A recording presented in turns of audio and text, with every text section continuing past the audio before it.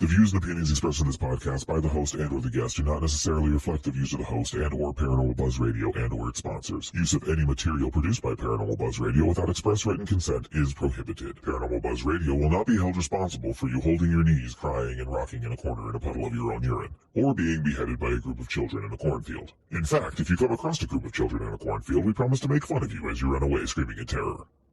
Listener discretion is advised. You are now entering the all-consuming realm of Shay's Paranormal Chat, where the things that are better left unsaid are actually said. Shut up and sit down.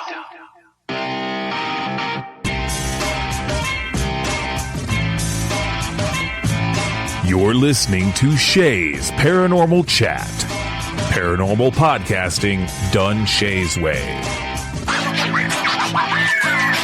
Tons of fun. Dude, seriously? A bit sarcastic. Hashtag investigator, not hunter. But always real. Hashtag data, not evidence.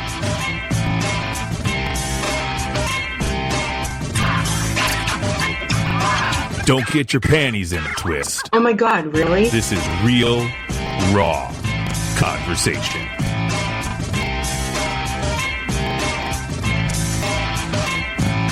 Ladies and gentlemen, welcome to the show.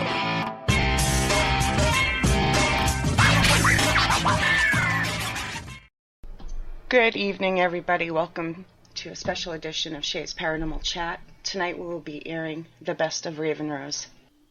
So, as many of you are aware, on June 28th, the paranormal world lost one of its best, Roland Gerodias. Tonight, we're sharing our thoughts and memories of Roland, along with many of the clips that we have over our time of doing shows with him, just to honor his memory and to show him the love that we all felt for him. This is also a special episode dedicated to his wife, Cynthia, as an effort to show her the support and love that we all feel for her and the Raven Rose family. We love you, Cynthia. Very much. My name is Tim Schoen. I live in Rock Island, Illinois. I have known Roland and Cynthia for about two and a half years on Facebook.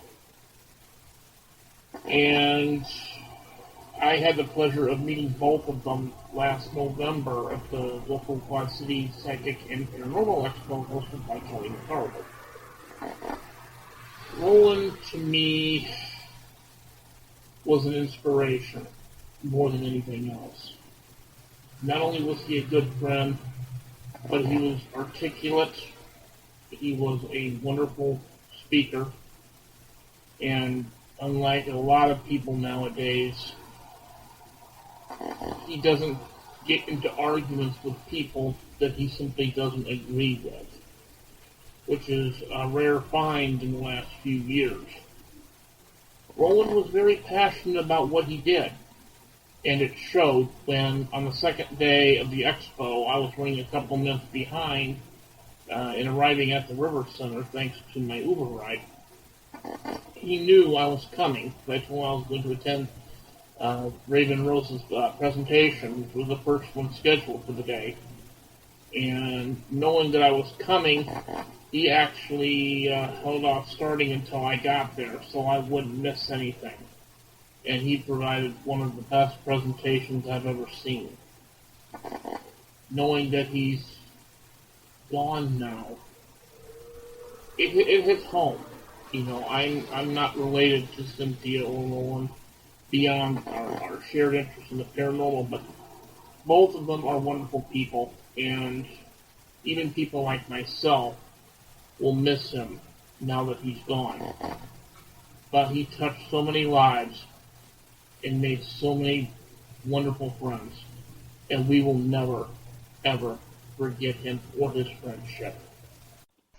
The This is Mike Ricksecker from Haunted Road Media. Roland was really an amazing guy, and what I really enjoyed about him, what I'll always remember about Roland, was his enthusiasm for the paranormal, his enthusiasm for knowledge. And, you know, I would see him many times just when a subject would pop up or somebody would ask him a question, he'd answer it, or when you tell him a bit of information, he would just get so excited. He would just literally like jump out of his seat and like, you know, and I want to talk about this, or I have an idea about that, or I want to ask you about, you know, this other thing. And his enthusiasm was just off the charts. I really, really love that about Roland, and we'll truly miss that about him. Just his thirst for knowledge was absolutely amazing. So we will deeply, deeply miss Roland Gerodias. Hi, my name is Sarah Stream.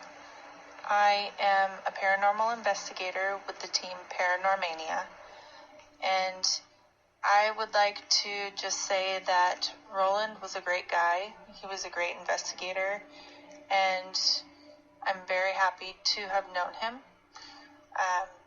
And I will be thinking about him and Cynthia quite often. My name is Thomas Hunsaker, and I was fortunate enough to learn that Cynthia and Roland had their own paranormal group, Raven Rose, in Storm Lake, where I'm from. I thought I was the only one in that area that was doing this kind of thing. They ended up contracting me to do a photo shoot for them down at Melbourne Manor, and we did an investigation together afterwards and had so much fun. They were both very creative, high energy. You just can't help but want to hug them all the time. And a friendship developed. I was fortunate enough to be with them a couple of times at Melbourne, and they invited me to the Bango Haunted Crib in Shaler, and that was amazing. Just to see them work was amazing. They really bring a lot of original ideas to the paranormal world. Roland and I just clicked a lot. We would have lunch once in a while we'd go out for Chinese food, and thinking it would only be 45-minute lunch just to kind of catch up, turned into 3 hours. We'd sit there and talk. Now, a lot of people know that Roland can be very opinionated sometimes, but he is also an incredibly intelligent man. And the ideas that he came up with and the things that he got me thinking about were so intense. I'd walk out of those conversations with a buzz. It was just amazing. They're just really great people, and I miss Roland a lot. And I know he's still with us.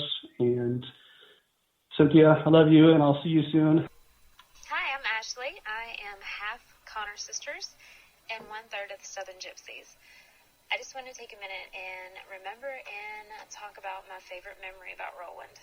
First, I want to say that he was always the sweetest, nicest guy. And I noticed that not just with, me being friends with him, but anybody around him. He would go out of his way just to be nice to someone. And that speaks volume about his personality. I didn't know him very long, and I didn't get to talk to him as much as I would have liked. But one night he was video chatting us, and he's like, I really want to put this song with something for you guys, because, the burlesque thing and all of this, and he was, sidetracked, and he would look at his computer, and he was like, it's this, listen to it, and it was like, burr, burr, burr. It's like some old-time music, and he was like, no, wait, this is the good part, and it wasn't really saying anything, it was just some old-timey music, and he was getting down to it. He was like, I love it, guys. Look at this. And he would, move his hands and dance to this old-ass music. And it was so adorable because he put so much thought into everything. And I was just laughing, and I just thought, Lord, this man, he was like, let's do it.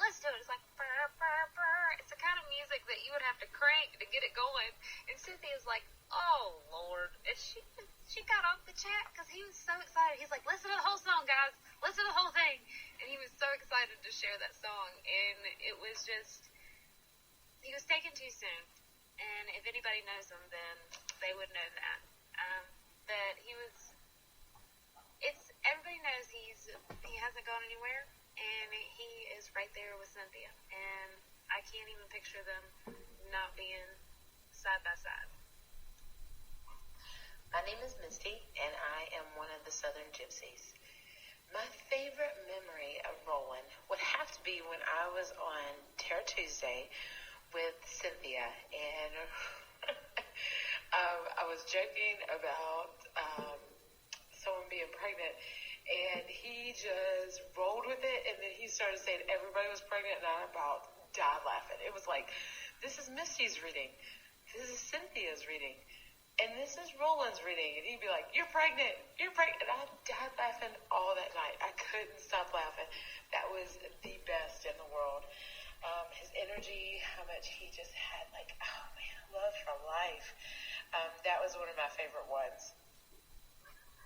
My second favorite memory of Roland, which should be my first, but this is an intimate moment that is shared by the gypsies and everybody in the cabin at the Cambria house. It was when he showed us the video, and he didn't know how much he had touched on so many great things in our lives. He was doing a documentation for the Southern Gypsies and their adventures. So we had been talking to him, and we had been like giving him ideas and stuff, and he had picked out things he didn't even know was significant to us. And I remember just saying how great it was, and how thinking, this man gets us, he understands, there's no way.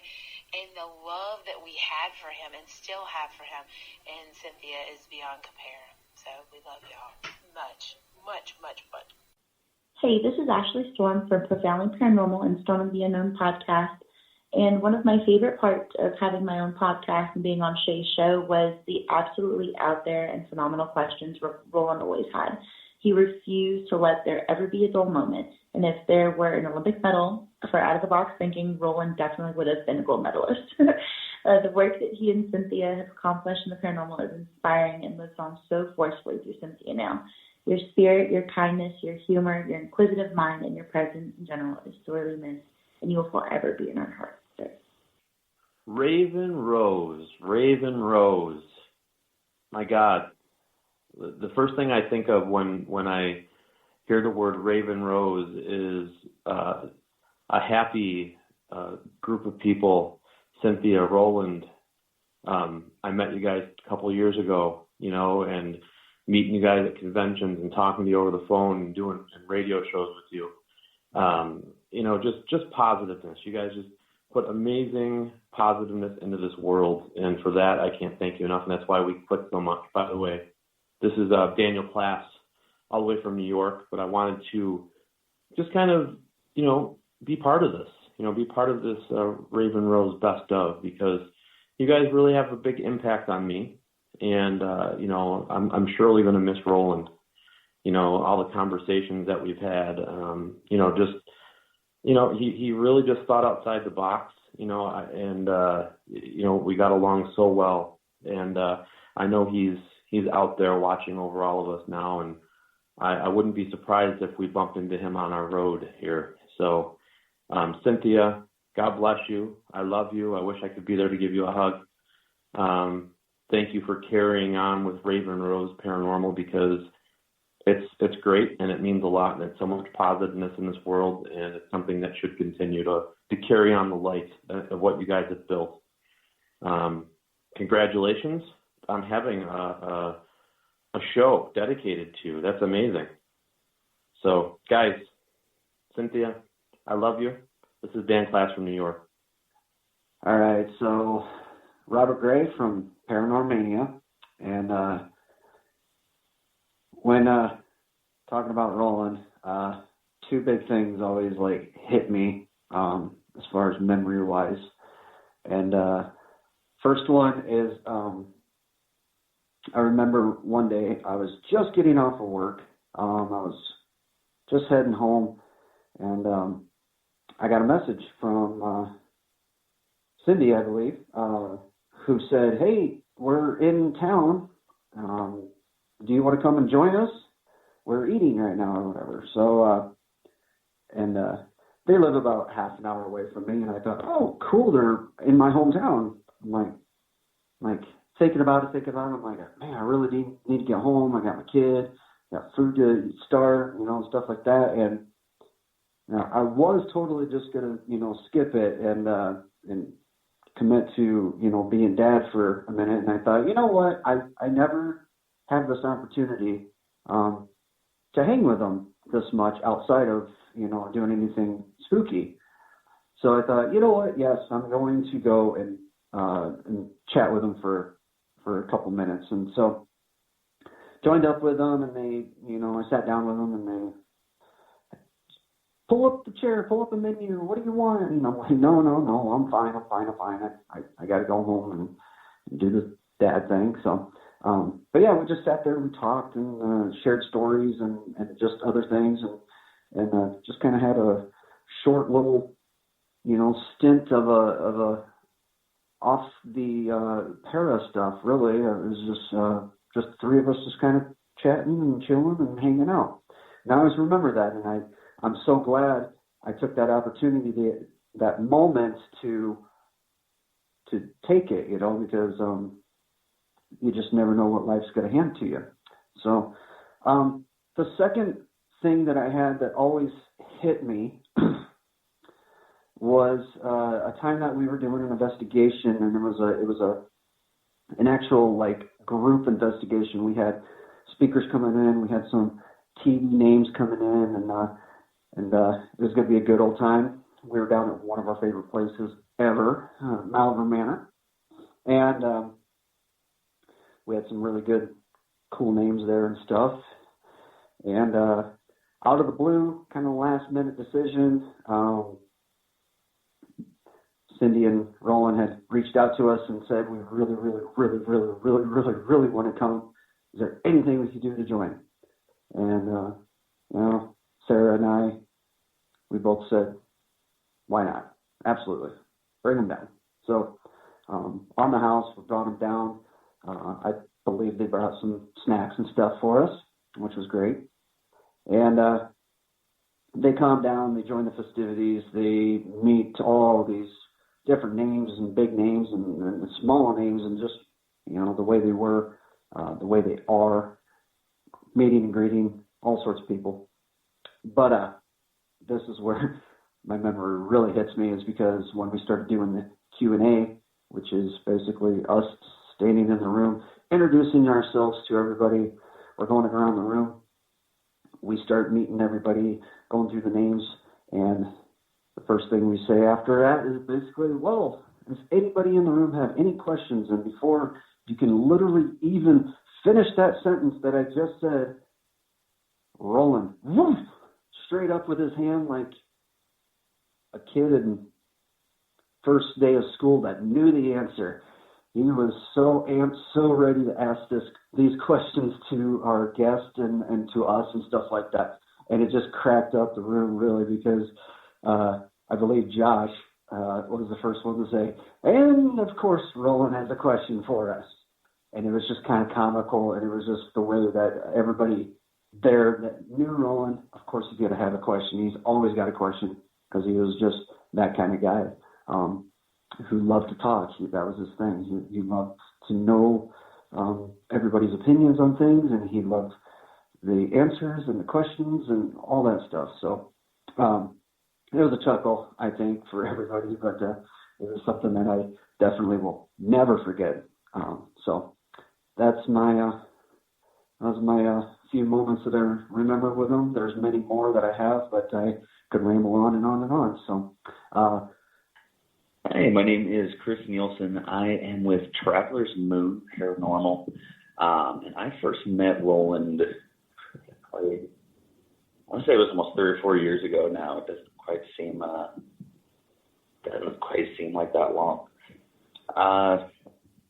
So when she reached out, she asked for a particular memory, and honestly, I spent the last day or so just kind of trying to rack my brain trying to think of something, and I really couldn't come up with anything in particular.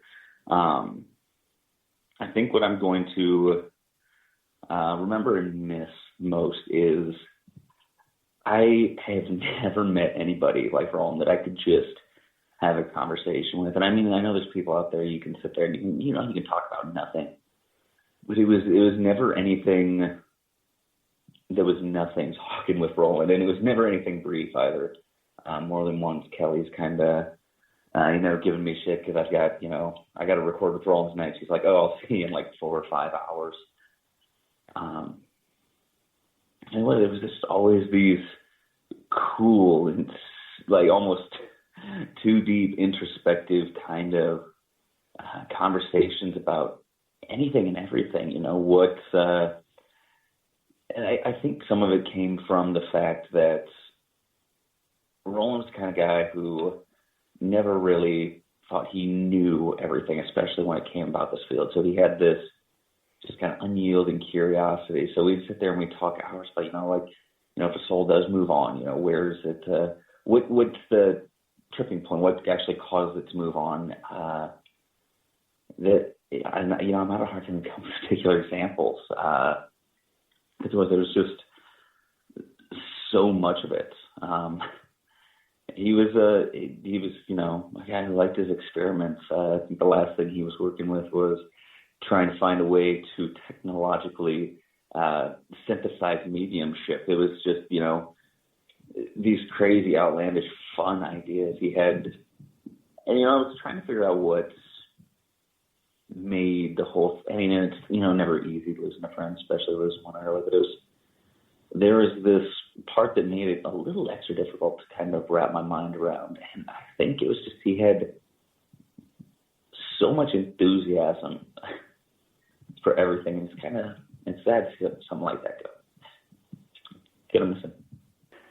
Hi, this is Coyote Chris Sutton from the Spirit Drum on Scarefest Television. And I'm here to honor such a great guy, Roland. Just one of those people that you meet through life that you just will never forget. I remember the first time I met him, I think I was probably at a table at a con somewhere, and he comes up and he's always got that big smile on his face and introduces himself, and we got to talking, and ever since then, we've been friends, and I always thought the world of the guy. The thing about Roland was he's always so much fun to talk to because he would just come up with some off-the-wall stuff. And you just sit there and listen to him like, wait a minute, there's a little bit of sense in that. And so you sit there and he'd want to talk quantum physics and about, paranormal theory and all that kind of stuff, which I find, really fascinating. And he was so good at talking about stuff. And, I was on his show, he and Cynthia's show once or twice, and we'd always sit around and talk after the show was over for a half hour or so. And actually, the last time I talked to Roland, he was working on some type of a special video or something like that, or audio thing. And he was interviewing different people like me, I guess, and some other folks. And we talked for, again, we got through with the cuts, what he wanted me to do. And we just sat and talked for a long time after that, just talking about everything. And that's what I remember him for, just that smile, that intelligence, and just, he's one of these people who would do anything for you if you asked him to. And so he's just, somebody I'm always going to remember. I love the guy. I think the world of Cynthia, and Cynthia, I'm always there for you, kid, if you need me, because I just think that much of you both.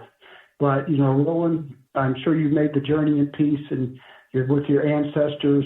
And that, in some time, and I truly believe that I know Roland and I will see each other again, whether it's when it's my turn to cross, or he'll come back in some way.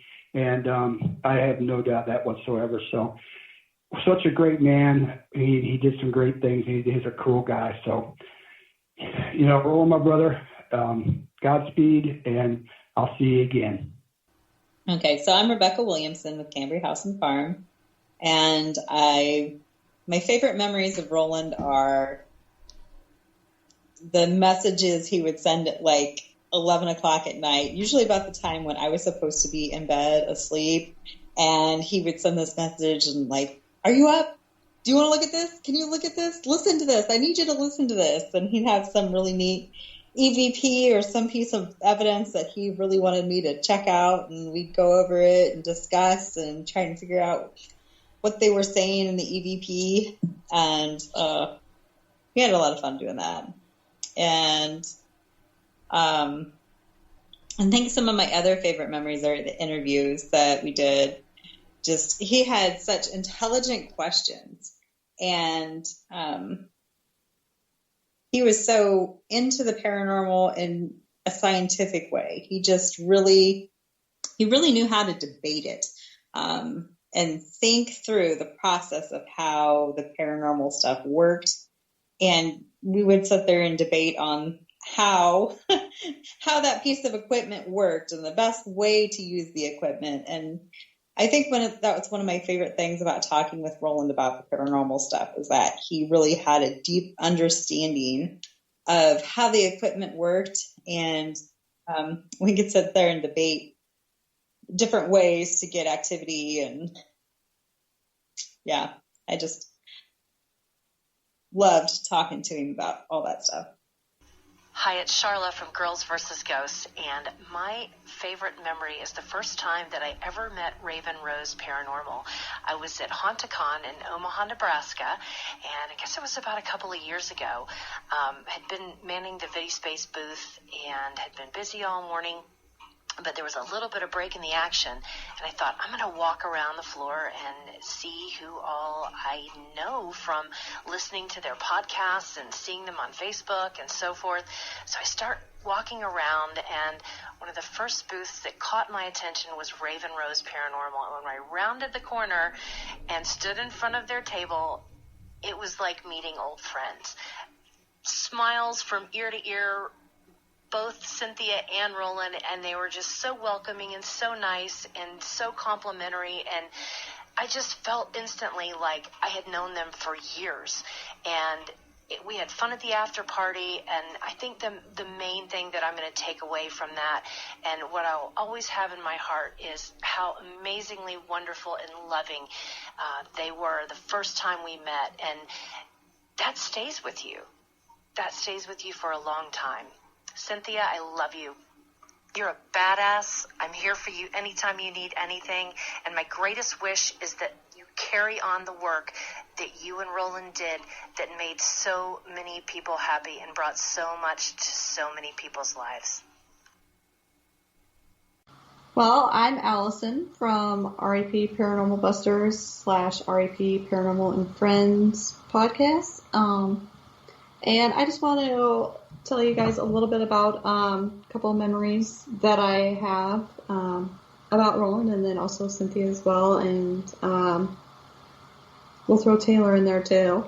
But last year at Kelly's event at the Ames, I had to get up on the panel. It was the first time we've ever done an expo, and I was a little scared, and so Roland sat by me, and he helped me out a lot. Kept me calm and, threw little jokes in there. And then, he has to come in with all his, big word answers. And you're just like, what are you talking about? Speak in dummy terms, because I have no idea what you just said. And then also, when he would do all his podcasts and things, he'd have all those awesome questions. But some of them just were way over my head. But I loved it because, he was so fascinated by it, and you knew he knew a lot, and pretty awesome guy. And then we had the chance to finally investigate with them, in June? I think it was in June, at Malvern, which was a really great time. We had a blast. We got a lot of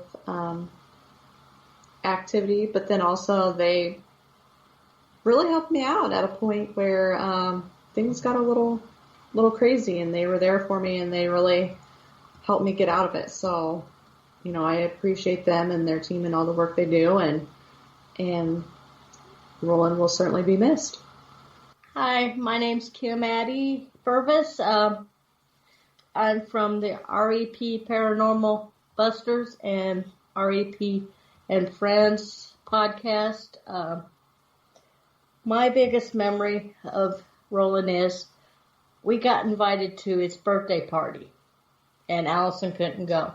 So I took my husband with me, and it was a surprise party, and Roland didn't know anybody was coming. And the biggest memory was that Roland treated Eric just like family. He, even though he wouldn't go investigate with us or nothing, he made him feel wanted there.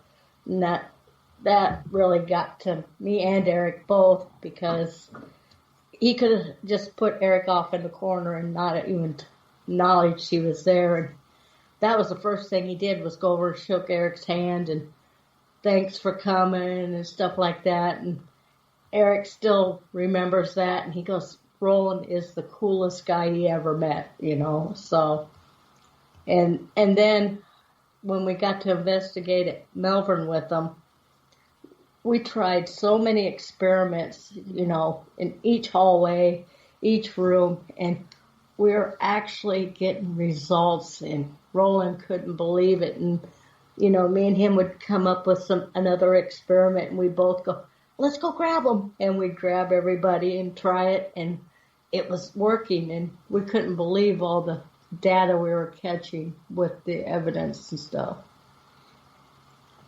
And Cynthia is a great person to be around, and, you know, I love her dearly and hope she's doing well. Chad Derry of Augusta Paranormal here in Illinois.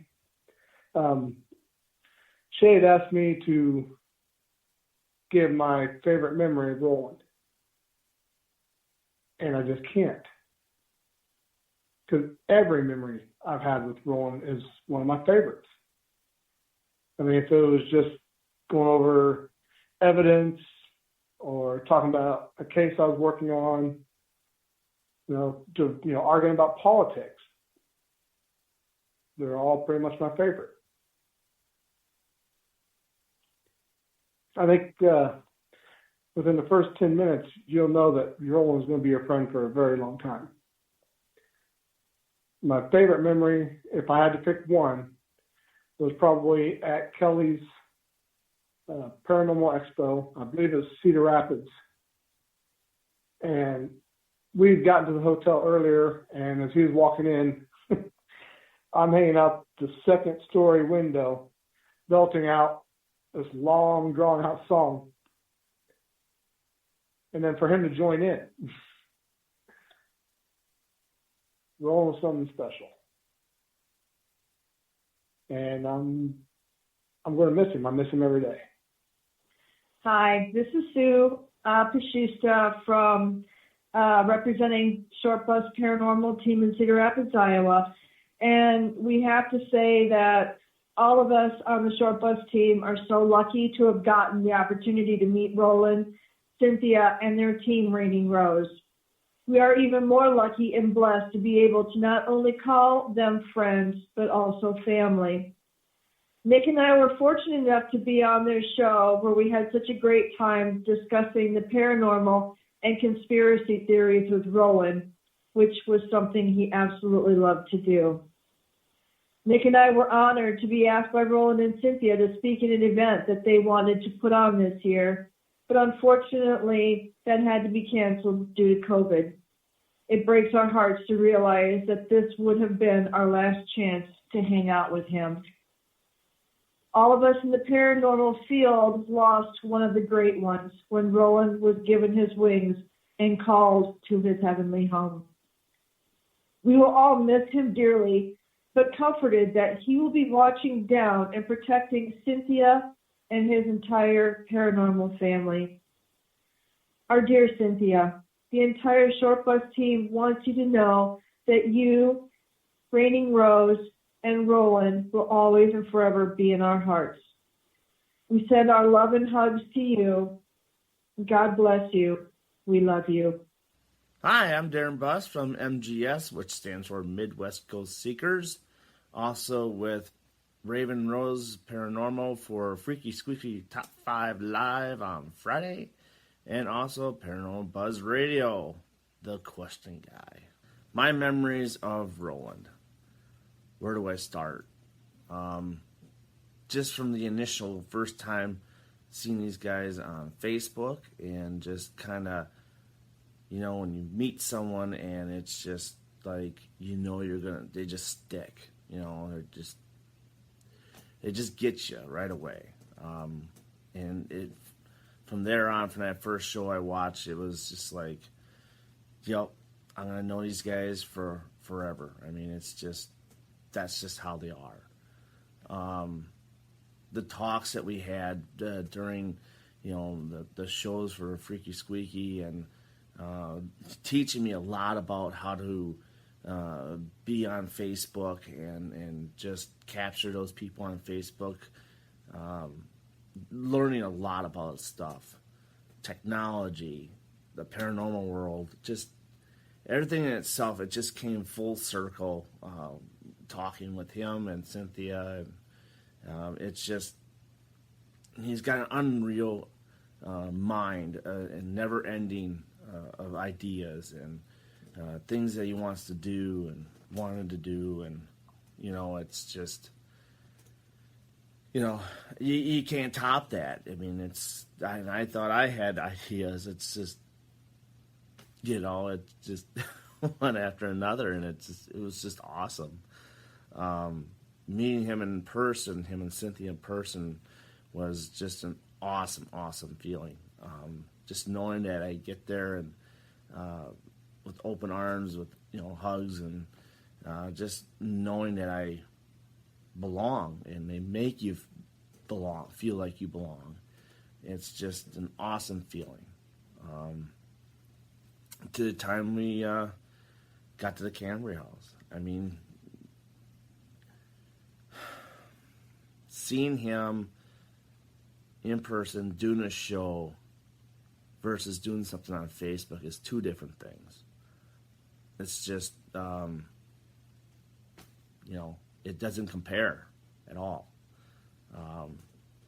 And the way how he showed how much excitement he had in doing his work with his videos, and and then just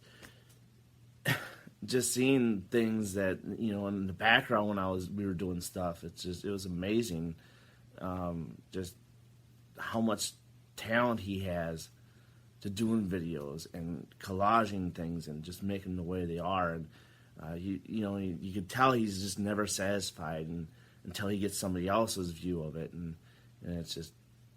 it's just amazing how he did things. So my memories of Roland is just an awesome person, an awesome mind, and it's just and it's always going to be that way.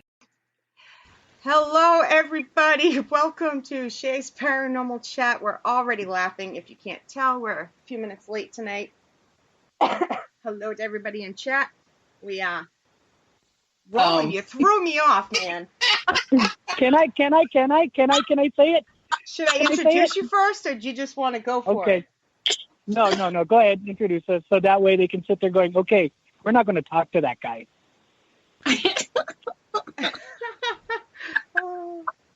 Okay. Who invited him on the show? Good Lord. Right? Right? Jeez. And I want to make this like a regular thing with these guys. What the hell was I thinking? No. Okay. Yeah. Tonight, as it says in the description, we have Cynthia and Roland from Raven Rose. I would say their last name, but I've never heard it. I have no idea how to say their last name. Kelly didn't say it when she was on their show. Nope. Gerodias. It's pronounced like it looks. It's pronounced like it looks. I don't buy it. Yeah. Gerodias.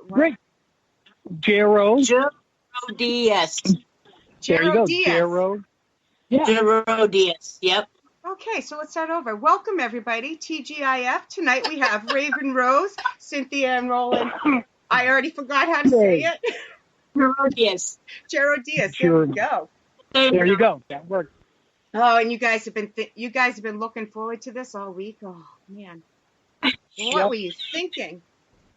I know, right? Set the bar high for us. Man. So, I'm back. For anybody that doesn't know, you guys want to quickly say when and how and why you guys got started in the paranormal? When and how and why. Go ahead, babe. You can start. Fuck. That's all he's been talking about all week. I got to drop the first F-bomb. Oh, I'm sorry. Okay, now we are clear of that, right? So we don't have to worry about it for the rest of the night, right? Right. Right. Okay. Okay. Anyways, Raven Rose itself started about a year and a half ago with Cindy and I, and but we've been doing this about 5 years with just her and I, and then we've been interested in since like Jesus walked the earth. My initial starting off was basically just out of the curiosity, wanting to know about life after death and all that other trippy stuff when you're way back in the 80s doing drugs. So that's basically how we got started. And then of course I used to be in a Wiccan coven, so we learned about spiritualism stuff that way. And then as it progressed, I came here. I found out that there was a lot of scary places around here. And then I met up with Cynthia, and we shared some of the ideas about, ghost hunting, and we watched Ghost Hunters and everything like that and followed it. And then finally one day, I was at work, and then the phone rang, and she gave me a call, and she was like, "Hey, do you want to ghost hunt?" And I said, "Duh." So, and eventually that was the response. And the first place we went to was Farrar. And then from there, it took off till we finally turned around and says, we should start a team. So we got together, and then it was Taylor. We ended up hooking up with Taylor Boggs. And then he was our tech guy, and he was our skeptic who kept everything, grounded and rooted. And then there was Emmett. We decided, because we wanted to videotape everything, and he was going through multimedia classes and what most appropriate person to pick. So then we ended up having Emmett join us, and him being the fresh eyes to all of this stuff. And I know that's kind of a brief summary of how we got started.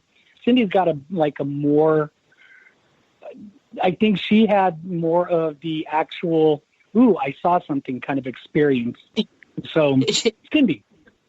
Well, mine was basically when I was younger. I would stay at my grandparents' house, and they have a big mirror over the fireplace.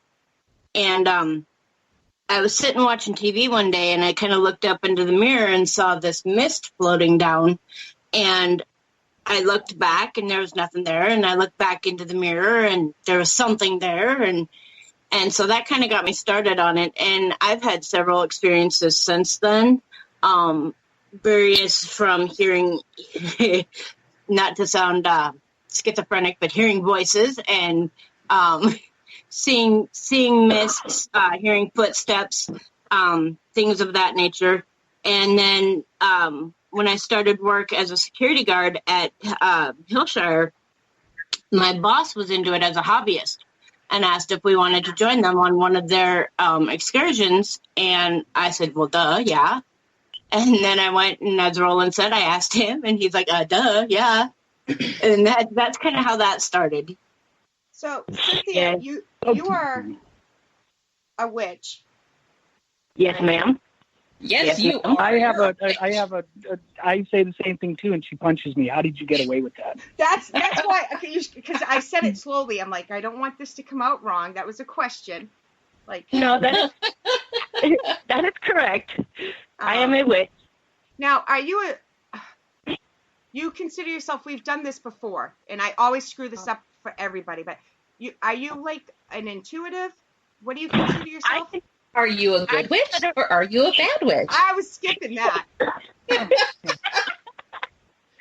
Well, I don't hex people and curse people, if that's what you're asking. But no, I consider myself to be a psychic intuitive. I am not a medium. I do not have the ability to see your grandmother standing behind you and say, oh, your grandmother's right there and she says this. My abilities are more clairaudience and clairsentience, which is I can go into a building or a place and sense what's happened. I can go into a building or a place and I can hear conversations from the past, or just lately within the past year or so, I've actually had it to where spirits have actually been speaking to me, and I can actually focus in and hear that. But as for being able to see somebody standing in front of me or see the events that have happened there, like a vision, clear vision, that's not me. Okay, but if spirits speak to you, doesn't that make you a medium? Or are you just not comfortable yet? You're not. Kelly is shaking her head. Yes, because not all mediums see them. Some mediums, I don't see them. I don't see them with my eyes. I see them in my head. Actually, most mediums I hear they don't see them. So, but you're just not comfortable going to that level, naming yourself that yet. I'm just not used to that level yet, I guess. So, titles are weird. You know, I mean, it's something about putting a title on yourself that all of a sudden it's different, you know. Because you have to live up to it once you name it. Yep, new words. Very curious. Mm-hmm. Did you like my definition now? Anytime you guys stick the two words together, I'm going to say it was Rolandized. Yep. It was Rolandized. Yep. That was awesome last night. That was really cool when that showed up in chat. I was like, hey, look, Shay put up a new word, Rolandized. Yeah. It'll have to go in Mama Pat's dictionary. Yep. Rolandized. Nick, anybody out there should know, of course, Nick is from Short Bus. You should just be able to say Nick, like Madonna. It's, one word. Right. Nick and Sue. Nick, yeah. Nick Pashuta from Short Bus Paranormal said, we have used Furbies on investigations with some interesting things happening. So. Well, let's see. It would be almost similar to like, I think I was watching a video of a paranormal group actually using a Teddy Ruxpin, and Teddy Ruxpins, they only have the little tape recorder. Right. And again, I'm very skeptical, and I don't know if it was fixed or anything, so I have to look at it with a grain of salt. Yeah. But this Teddy Ruxpin thing, it would just, mumble out a story, but then every once in a while it would say something that it normally doesn't say, and things like that, animatronic kind of creatures, I'm always, curious if like it can be possessed or spiritually manipulated, because you know how energies can affect things. But Furbies, Ruxpins, anything like that, I don't know. They're kind of creepy. Yeah, it's a comment. Did I mess up everything now that I'm back on or something? No, go away. No. Amy says she loves Raven Rose. Aw, love you too, Amy Bing. They're still talking about Edinburgh, and Nick said I was right. I knew there was. That's why I was confused. When did you say you're doing that investigation? I hope you didn't say April 27th. Yes, I did. April 26th and 27th. I'll be home the 26th, but I have my own investigation. My season has started. I'll be out of town investigating. Oh, that's fine. Like I said, can we go ahead and experiment? Where are you going to a location, or are you going to a residence? A location. Okay. Without telling us, well, you're probably going to tell us anyways. So, at some point, if it's possible, if we can do a Herd-Hauser experiment, yeah. For all those people who have seen Brush with Evil 3, basically what it is one team in one place does an investigation, and they ask certain questions to see if it will affect the other place. So what I was going to offer up is, while we are at the Shaler, we will randomly at a specific time, we'll timestamp it and everything like that, and record it, and see if we can manipulate the spirit where you're at, and then at some random time you timestamp it and whatever, you send something over to us to see if we can reenact that particular. No. You're going to tell the spirits to do it. Okay. Yeah. Okay. Your spirit. I missed that part. Sorry. Yeah. Yeah. You have to. Yeah. You'll have to catch up with me before then, and Well, and I'll be out investigating that night too, so we can maybe all We can three of have us. a three-way. Yeah, let's do a Woohoo, three-way. three-way. There we go. Yep.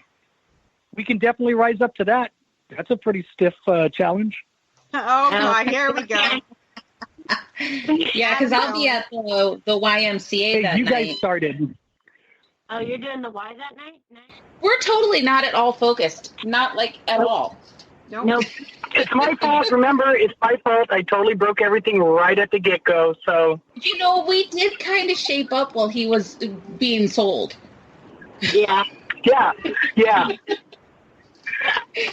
We can I'm like, auction. wait, why is Roland for sale? We can auction him. Okay. Auction him Just to off, and explain to that's everybody. how we'll get to Iowa. Yeah. Just to explain, I work at a cell phone place, but it was pretty dead. We didn't have anybody. That's why we were chugging along. And just literally the last 15 minutes, somebody came in, a client came in, and I'm sitting there mute typing in because I didn't want to butt in and going, I'm in the middle of a sale, So I just quickly typed in because I didn't want to look obvious that I was not paying attention to the customer, And I put in a sale and I go, oh, great. They're probably going to make a joke about this. I know they will. Why? So, we wouldn't make jokes of you. Yes, if you guys didn't. Okay. What has been your favorite place ever to investigate? Oh, boy. Roland, you can start. Okay. There's actually, and I don't, I don't want to sound like I'm just picking, places out of the air, but there are, in my mind, there are three places that are totally amazing. Number one is Malvern. Of course, Malvern is just like, she's an incredible beast because either she is going to work with you or she's not. And I'll tell you, it was fabulous to finally get a chance to investigate with Kelly. She's just amazing. But that building itself has a lot of stories to tell. Number two was Edinburgh. Edinburgh was another place. Does this person even not a park? In Edinburgh, which was amazing. Don't hit my car. I swear to God, I'll eat your face off.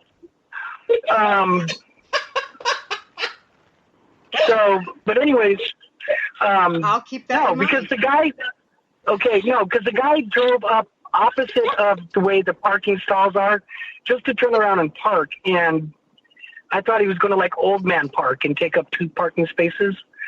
But no, he was straightening it out. He kept on coming towards my car.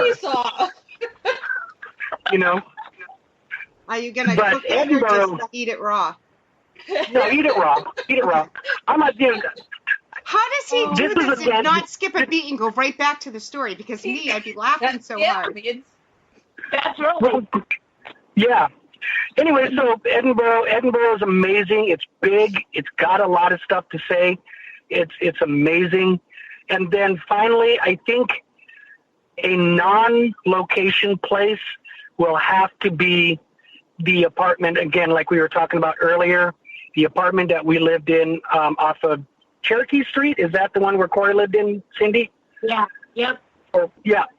That place, because that place, even though we had no equipment, no nothing, that building, I hope it's still there. I would love to come up and talk to the owner and see if there's an open apartment and rent it out for 3 weeks, just because that place is just amazing. So those are the 3 that I liked. And then 1022 Royal Street, but that's because it's in New Orleans that I really liked. Oh, yeah. I think my ultimate favorite would have to be, wow, it's a toss-up because it's a toss-up between Malvern and Edinburgh.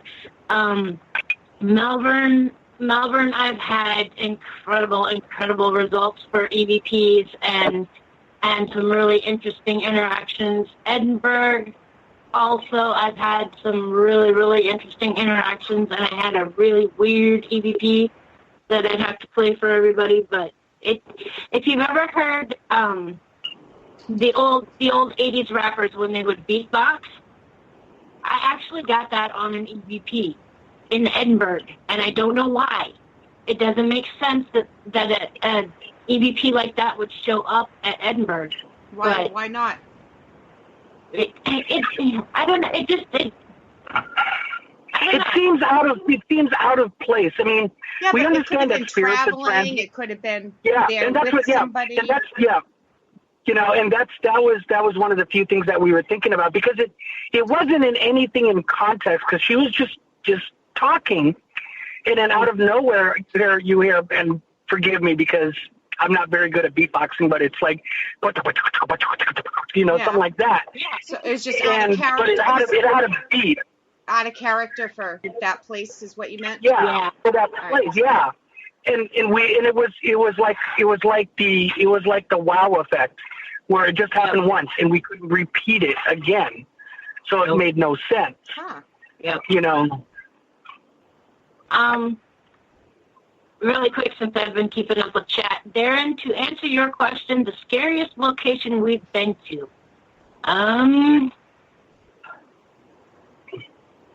Actually, I don't think we've ever been to an actual scary place, as per se.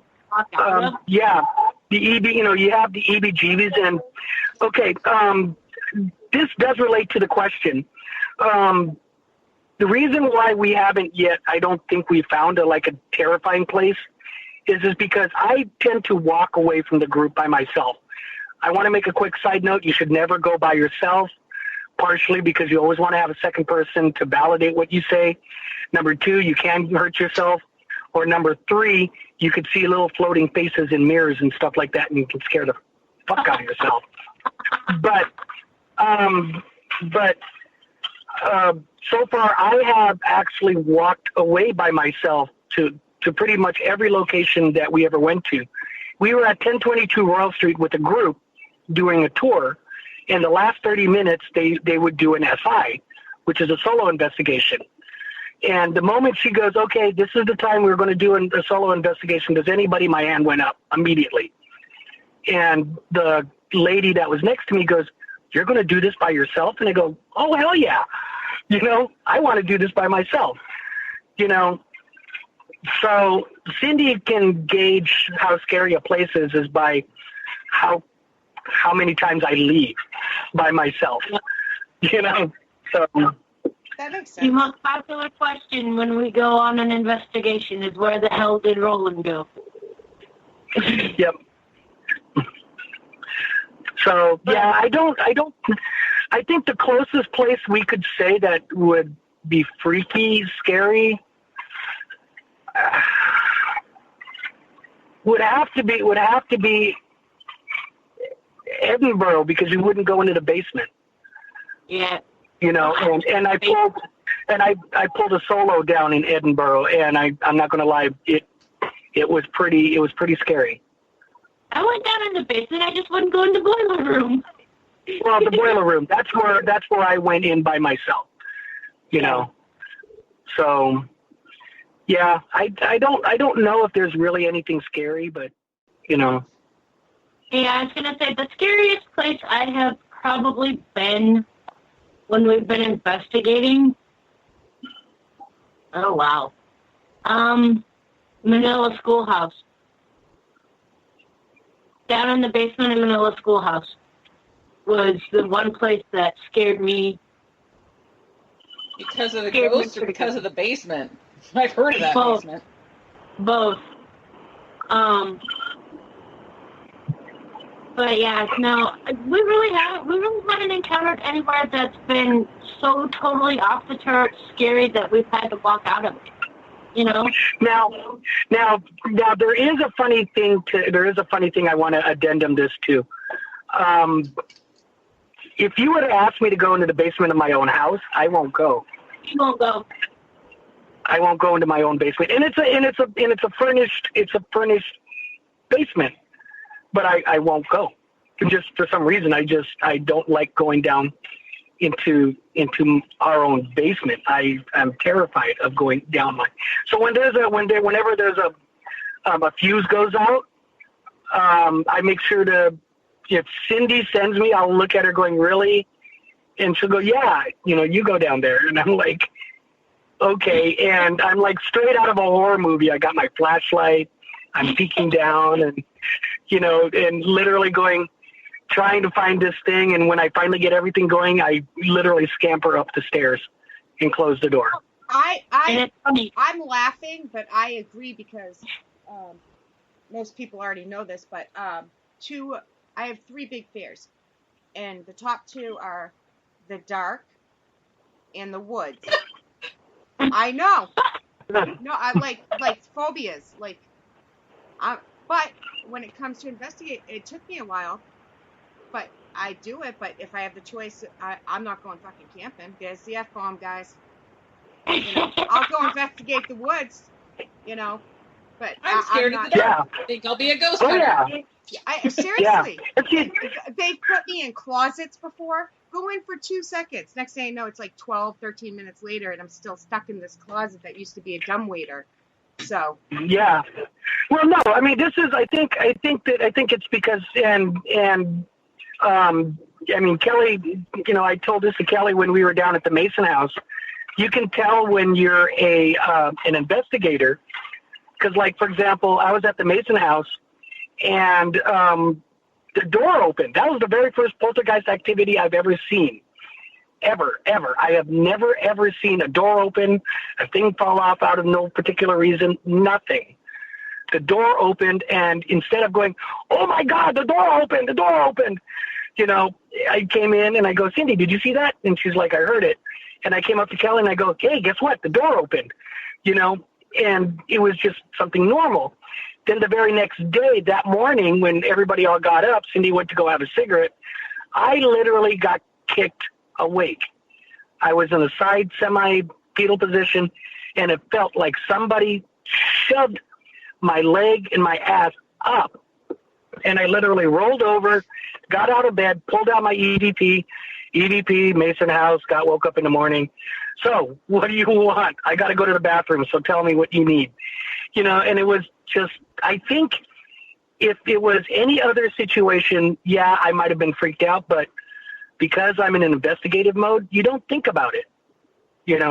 Maybe that's it. Maybe I can go into a basement when we're investigating. If somebody said, investigate your basement, I'd probably do it, and it wouldn't bother me. Now, if she said, go downstairs to go get a can of Spam, I'd be like, no, I'll drive to Hy-Vee and get it. I will starve first. Yep. Up until, even after I investigated, up until the house burnt down, I moved here. But before this, and I've only been here a year and a half now, I would still sleep with lights on. And I was actively investigating dark in the woods, but I would sleep with the light on. So, yeah, I don't know, but I don't anymore. I'm getting better, but. So Shay's scared of the dark in the woods. I have a phobia about having my back exposed, especially when I'm ghost hunting. I don't have a phobia but I don't like it.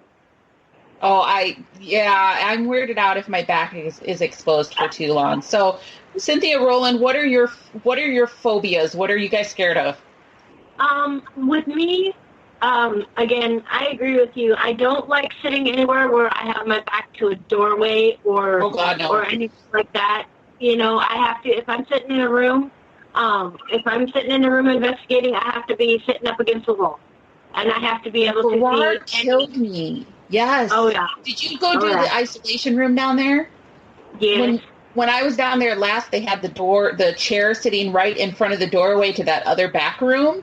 So your back is to that other room. Oh my God. I about lost my shit. No, I can't do that. That just drives me up a wall. And then I guess my other phobia is,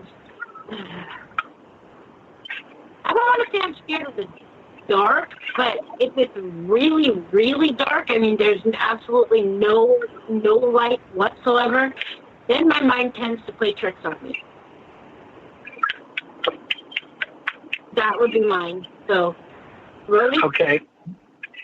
Mine, meeting Zach Baggins. After all the stuff I've ever said, I'm afraid to meet him. I'm actually no, seriously. I think my personal phobia is children, which is ironic because I seem to connect very well with children's spirits. But I'm always afraid, like when we were in Edinburgh and all the way what I call the little girls' room, it's the one with the little musical stand, the bed, and everything like that. There's a closet that's got a little cubby hole right above it. And every time we've investigated, it's been partially opened. And I know she's in there. I know she is. And I know she loves to play with me. I bring in Penny and Pippo, and the activity kicks in, and she has, and I'm cool with that. But I'm always scared to look through the camera and point it into that thing because then I'm afraid I'm going to see her peeking out. And I know that would be like the ultimate holy grail, but I probably would say it and then have to wash my pants, We always say and that then about do the it. flare in the woods when we're using the flare, because I'll be like, point it over there, because I think I hear an animal. I don't like the woods, so I really get freaked out, and I'm like, there's a warthog coming to get me, or Bigfoot's coming to get me. Warthog. There's a warthog coming to get you. Yep. Yeah. It's a warthog. I could literally stand in the nurse's wing and challenge the tall man to come at me, and if he sees me, and I'd probably freak out, but it wouldn't freak me out. If I walked into Gracie's room and saw her sitting on the chair, it wouldn't freak me out. But if I walked up into Inez's room and I saw her standing there in the corner, immediately, Stephen King, and it just, all I could see is me riding a big wheel down a hallway and seeing two little girls, and I'd be shitting my pants,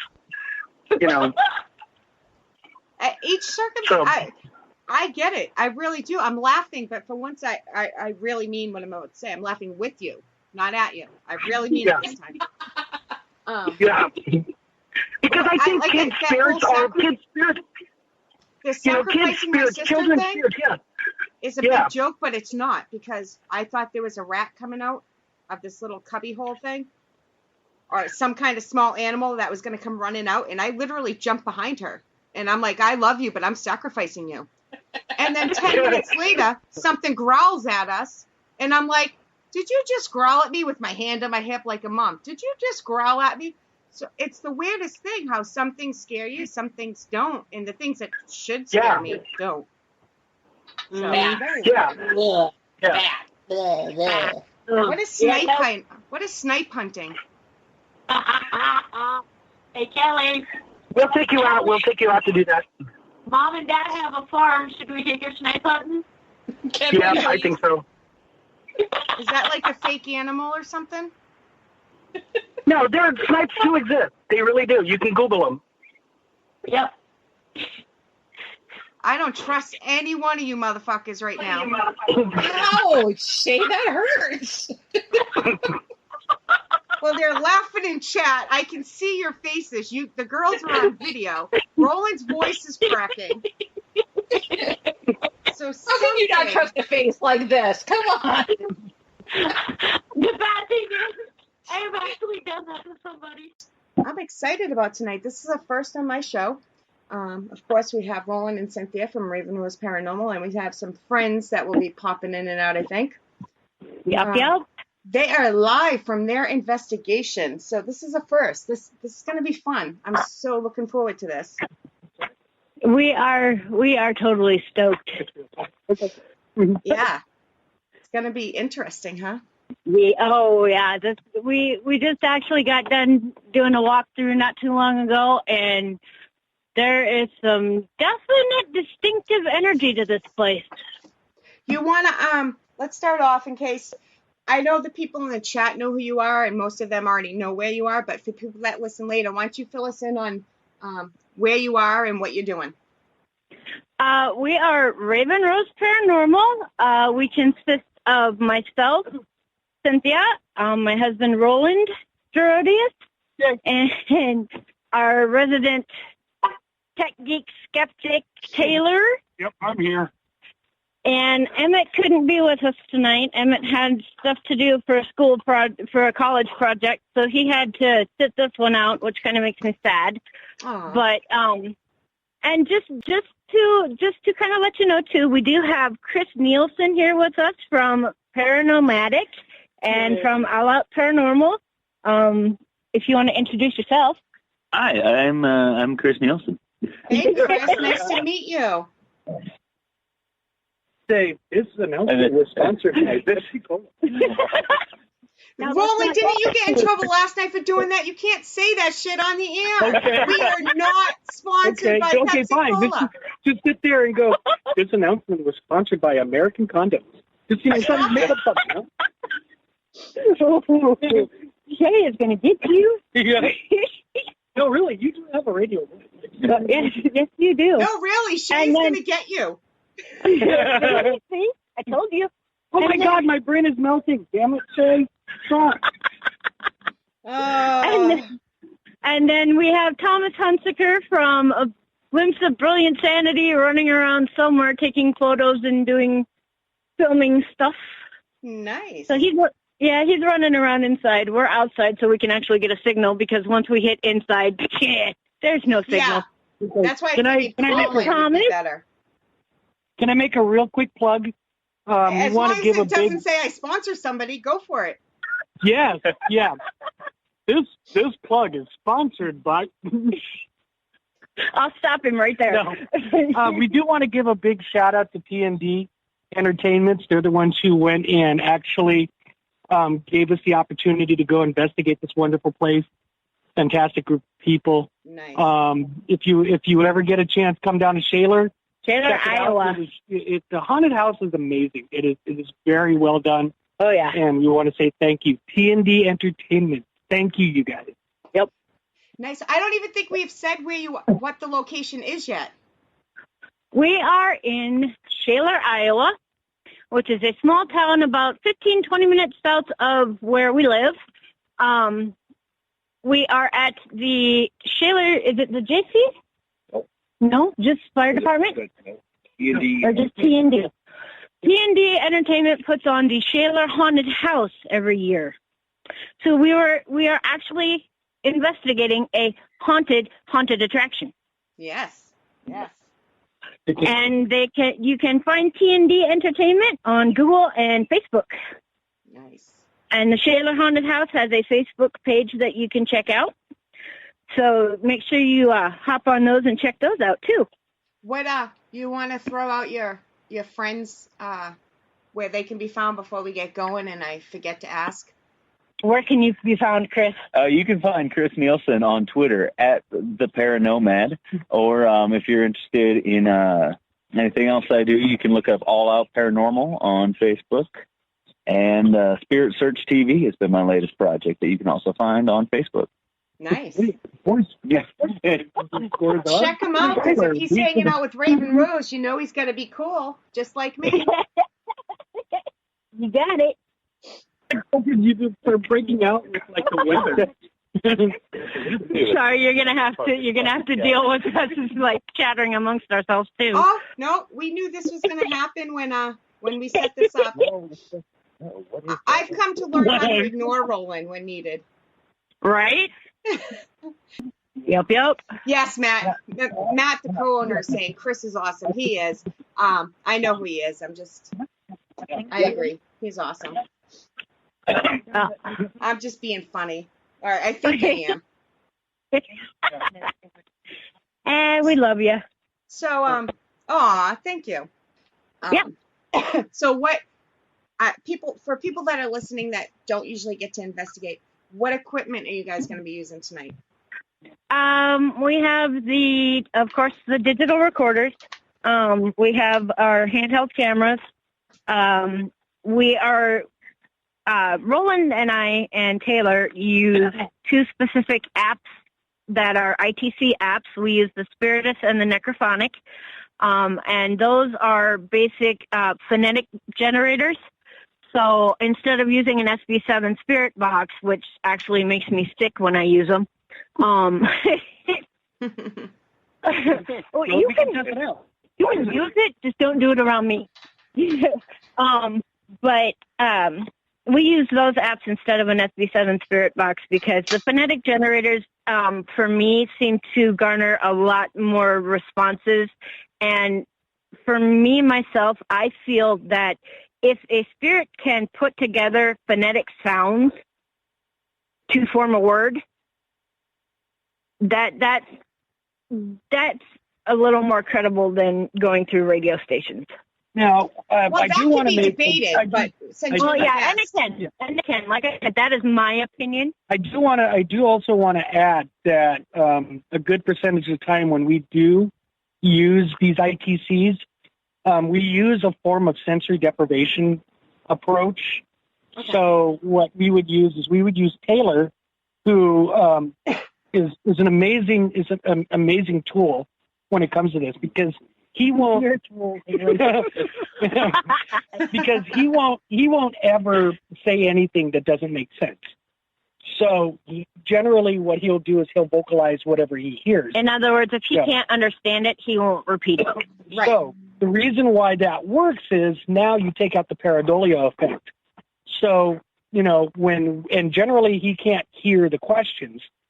And we've had a lot of good responses from that, where we actually had full-on conversations, using that particular device, and then Taylor being, deprived and they're of any talking kind of about experience. Somebody's wearing, for anybody that's not listening and hasn't heard of this, I've talked on air about it. We've talked on air about it. They've talked on air about it. It's when you're wearing headphones and you can't hear the people that are asking the questions, and you're getting, in this case, it's the app, the ITC app. That's all you can hear. It's going through the headphones, so you can't hear the questions being asked. So we do it also this way, not with the apps, but so it kind of, as he's talking about, you can't hear the question. So if the answer makes sense, it gives a little bit more credibility. Right. Darren wants to know. Darren Buss wants to know, is Roland going to look at himself in the mirror? Roland has already scared himself so many times. It's hilarious. Oh, that's funny. Oh, yeah. They were going through their walkthrough, and I came down because Roland gave me his coat, and I had already done my walkthrough and everything. He gave me his coat, so I came to come outside, and Chris had gone through a different door than I did. And Roland must not have been paying attention or something. And so Roland went to go through that door, and Chris is standing on the other side, and all you hear is, "Oh, Jesus Christ!" Oh, that's funny. Oh, yeah. I came out just dying. That is funny. So, yeah. So when you guys do isolation stuff, how do you do it? How do you keep the person safe? Because not that I advocate it, but if you're going to do it, what are some of the ways that you can make sure the person stays safe?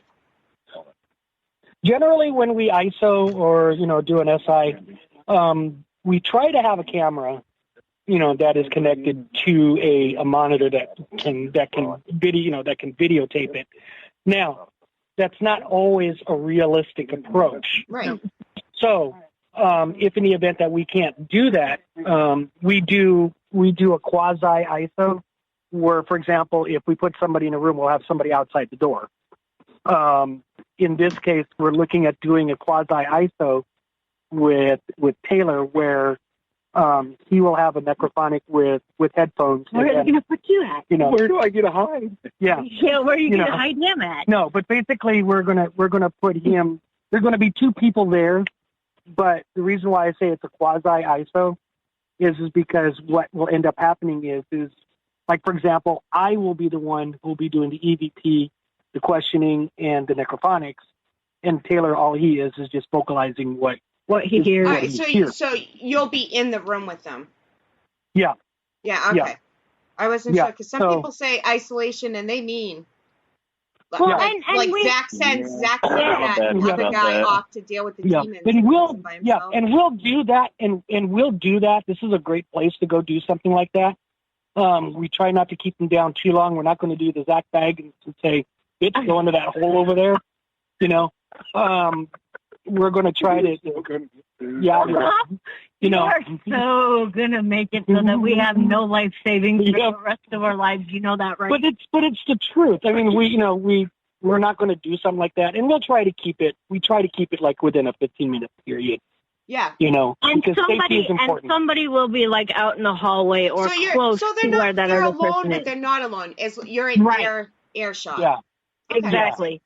And I have a feeling Chris is probably going to be one of them that's going to be doing this too, because Chris has locked himself in Edinburgh Manor by himself for 5 days. For 5 days. Yeah, it shows. You look pretty gaunt. So yeah. So I didn't have bags under my eyes before that. Originally Chris was like 365 pounds. Yeah, so when he came out, it was the ghost diet. Don't make me laugh. I'm going to start coughing. Poor Shay. I need that diet. I would be go on a locked in diet somewhere for that yourself diet. in for 5 days. I ate pretty good while I was But yeah, so Chris is crazy enough to do stuff like that. Me? Yeah, me too. Me, no. You got like 3 guys here. Okay, so I'm like the chicken of the group, I guess. The chick or the do or do chicken? we not need to establish a safe word? Yeah. Bananas! I'm thinking pork and beans. For Micah. For Micah. Poor Shay is on the other end of this dying. You guys know this, right? Yeah. I'm trying not to cough. So are you guys sleeping on location?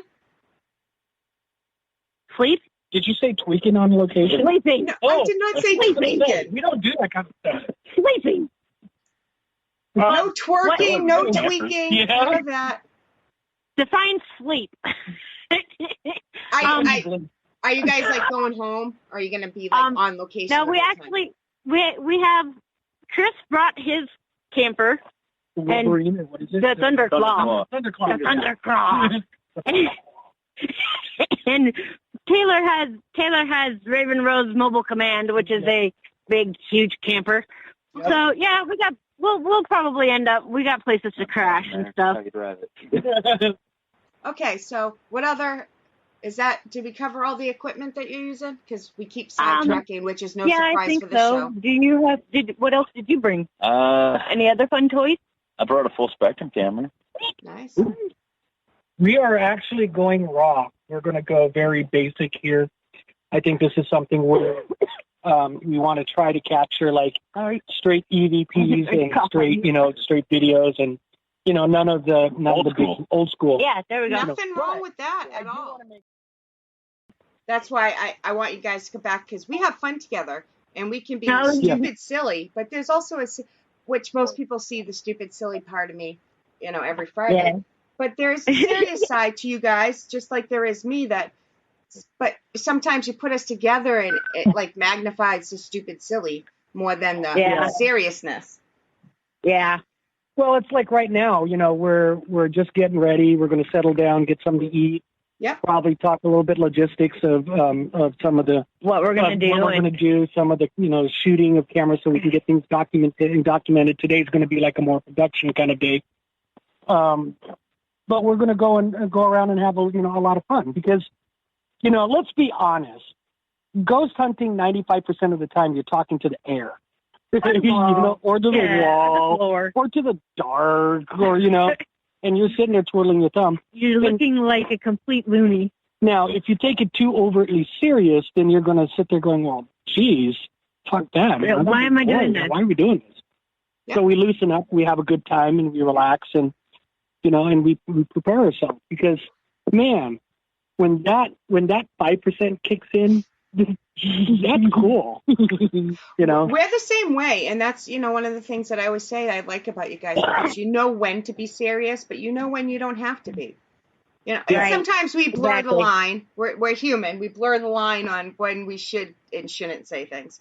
But overall, you guys know when to be serious, and that's how we investigate.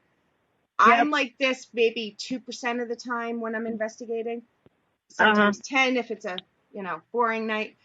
But we have got more activity being ourselves than the hey, what's your name? What are you doing? We don't quite do that anyways, but you know what I mean. Like being yourself, having normal conversations is a good way to get activity going. I'm telling you, right? If you can hear me, I want you to tell Taylor the word bucket. Okay, now I'm going over to Taylor to see if we get it.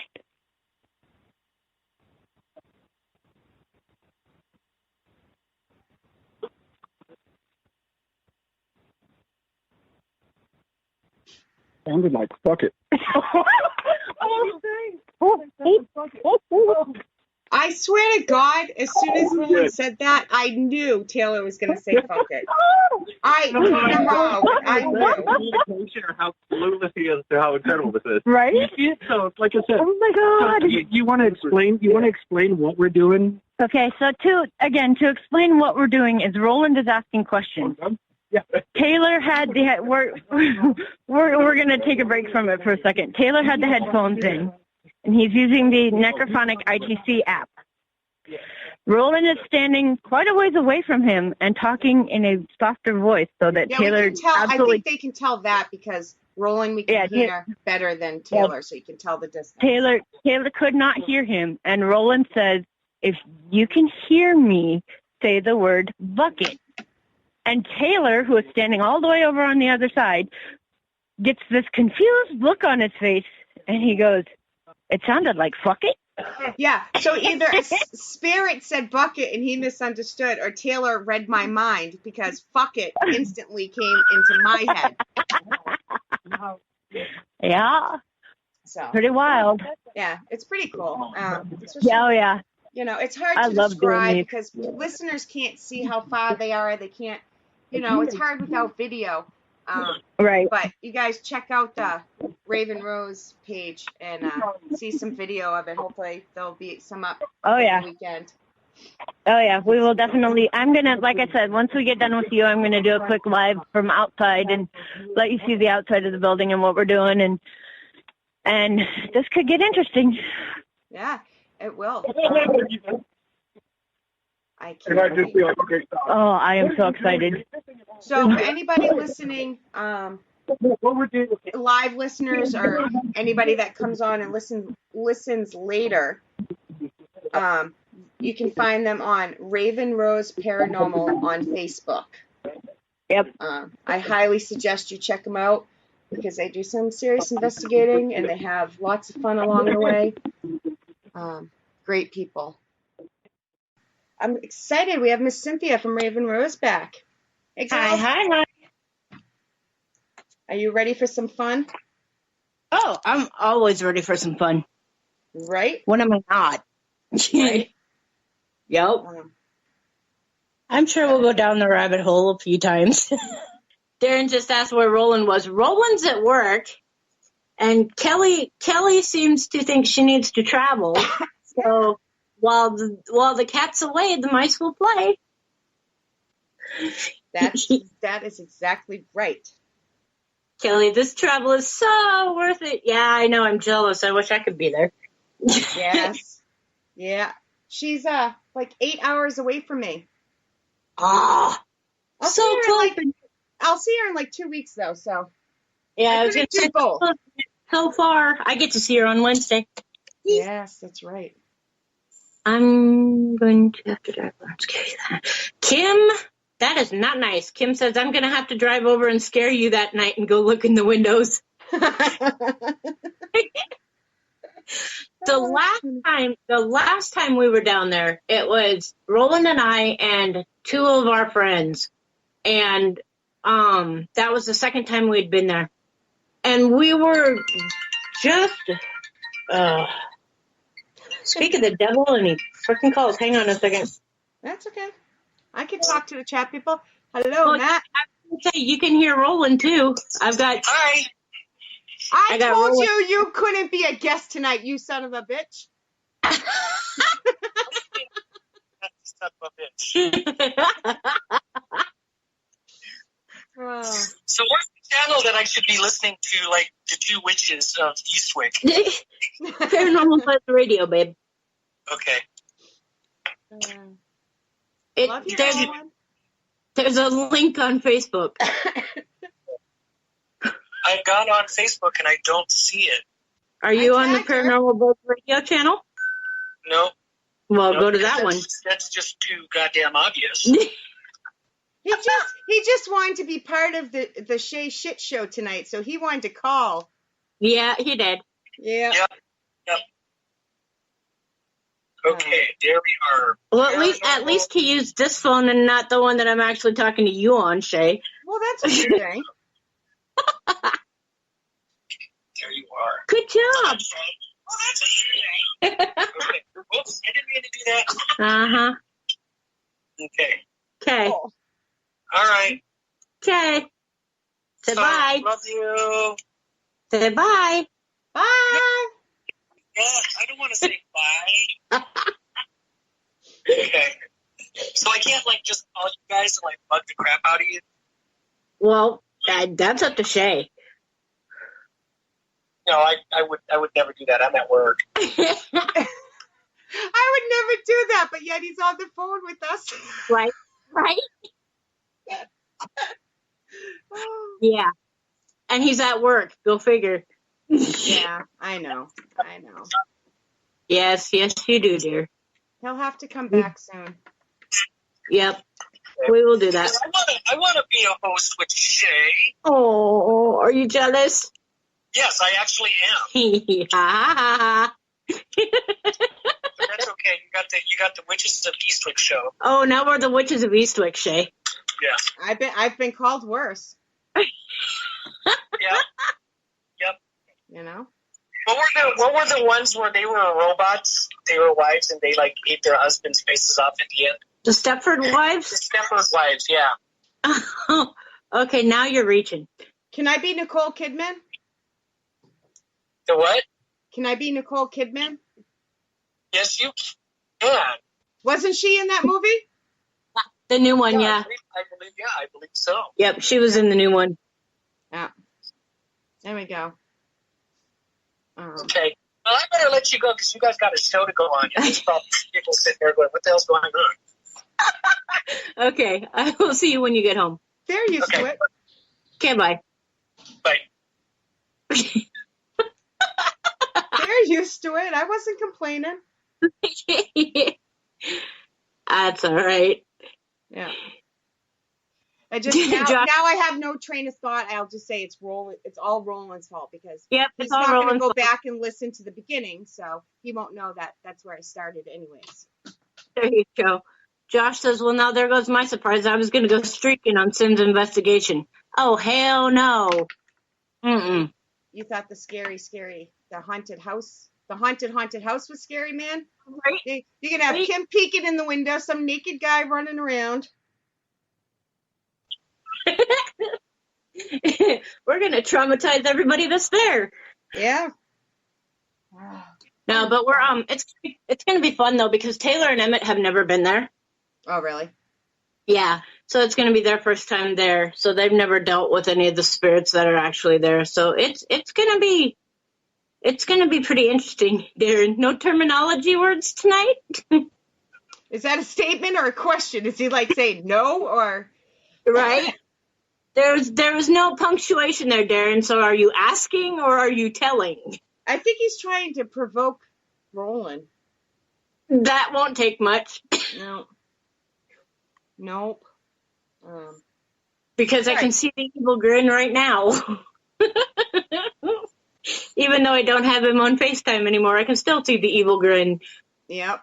I'm sure he's like, 3 strikes, he's out. I only acknowledged 3 big words, and then after that, oops, sorry, I missed your comment in chat tonight. What? Oops.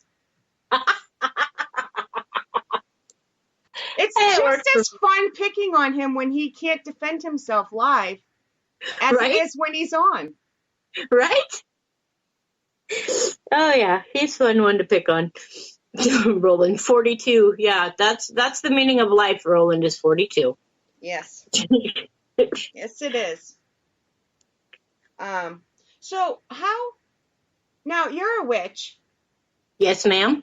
And it's hard to tell, but does Roland believe in God? He believes in some form of God. Roland calls himself a Judeo-Deitarian Christian, which means that he still believes in the Judaic eye for an eye type belief. The Deitarian is, of course, there's got to be a deity in there somewhere, and the Christian is self-explanatory. So he kind of covers the whole gamut of things. Right. He has been in a Wiccan coven when he was younger and back in California. He's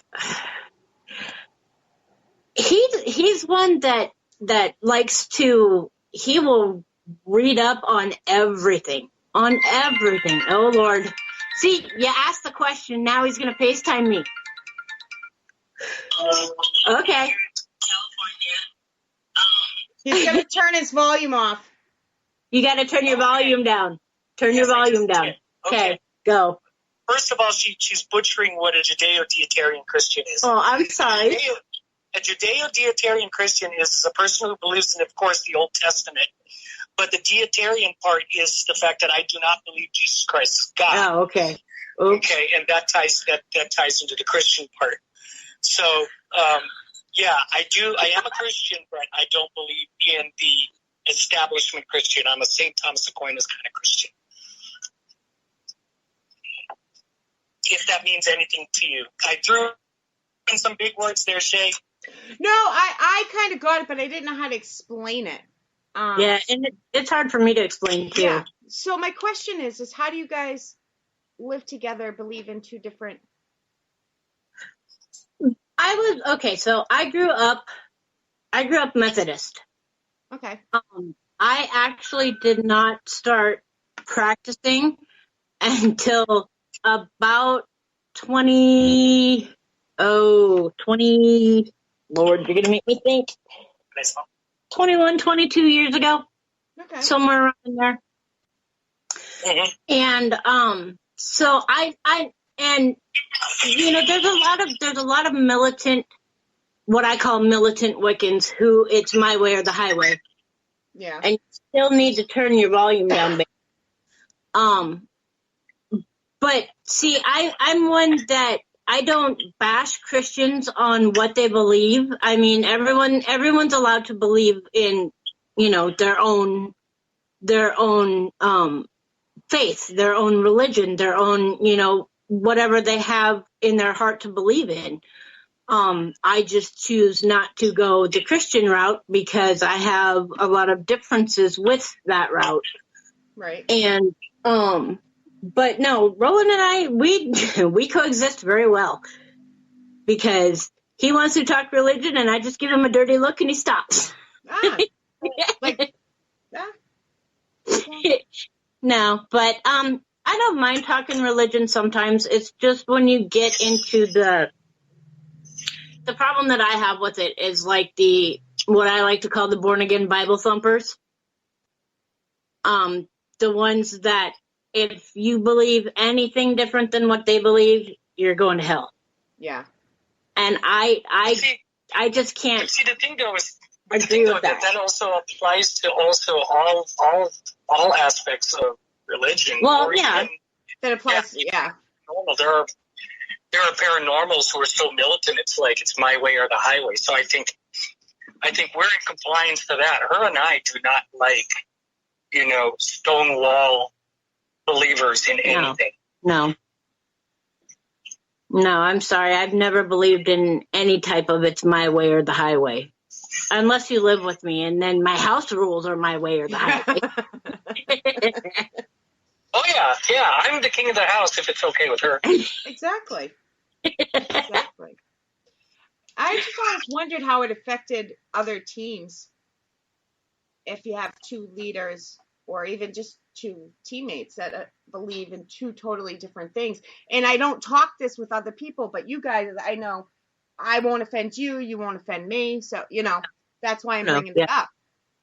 With us, it kind of actually works because, I have my metaphysical and my mystical beliefs. He has more of the scientific kind of Christian view on things. But he is still open-minded and he is still willing to see different points of view. Right.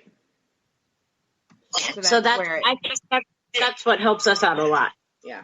Well, see, I have also, and I try to tie a lot of that into like a theological philosophy kind of mentality. There's your big words. You know, the truth of the matter is that there are things that we don't know. You know, and like Cindy posted up this meme, and it was basically about belief.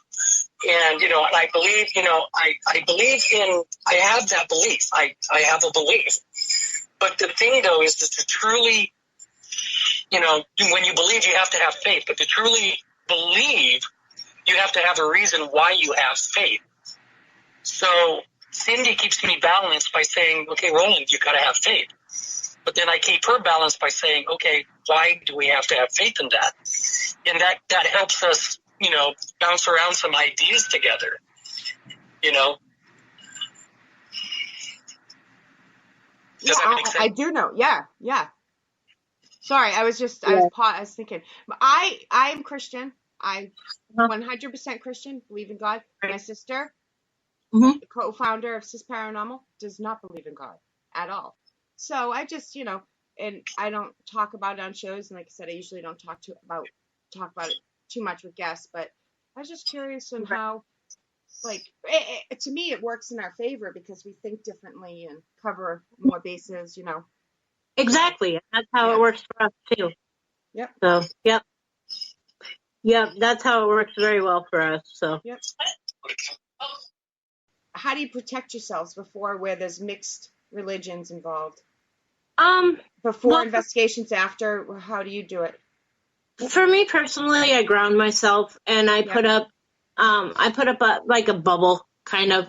I usually picture a white light bubble around me. When I know I'm in a place that I'm going to need to do some serious protection work on. For Roland, he kind of does his prayer and he gets himself kind of grounded, and Taylor just kind of goes in head first. Yeah. He's just like, let's go, I'm ready. So he's the one you guys need to be watching. Not really, because he doesn't usually open himself up. I don't think you need to be open up to get hurt or bring something home or. Yeah. That's true. Yeah. I don't know. He just, for some reason, doesn't seem to attract. The first time it happens, he'll start thinking about it. Oh yeah, I'm sure. And I always take sage with me. I always take Palo Santo with me. I always have holy water with me. I always carry a black tourmaline with me. So if there is anything negative that seems to be around, I will Palo Santo and sage the shit out of somebody before we leave. And, if it seems like the situation's getting a little hectic, we'll take them out of that situation, and we'll get them grounded back to where they need to be, and, we'll cleanse them and do whatever. That's what I meant by watch out for. I meant you guys with your prayers and your protection. I didn't mean watch him. I word things poorly, but my sister lets me pray for her. She does it more for me because it's my belief, but I also think as long as you set your intent, your path, your purpose, that also helps. And that's very true. It's all your intention. Yes. It's whatever intention you put into it. Yep. I mean, if you go into a place for an investigation and you just half-ass pray or you just half-ass think, I'll be fine. Yeah, no, you won't. You might be at first couple times, but sooner or later you won't be. Yeah, because you never know. Right. And that's you can't go into a place just thinking that nothing's going to happen and you're going to be absolutely fine the entire time. And even if you pray to every God there is, or you ground yourself, your intent, there's nothing saying nothing's going to happen to you. It's a chance we take every time. Exactly. Every time we go into these places, Yep, and Yeah, that's one of the things that we try to let the new teams know too, that we get in touch with, or the people that ask the questions in our chats and in our lives and things. Yep. You can't go head first into somewhere thinking that you're not going to have anything happen to you, and nothing can happen to you and nothing can touch you, because I'm sorry, you can be the most religious person in the world and come out with scratches and come out scarred if you don't watch it. Yeah. So and sometimes you can do everything right and you can still get hurt. There's no guarantees. That's very true. Josh says, Shay, does that include the porcelain gods too?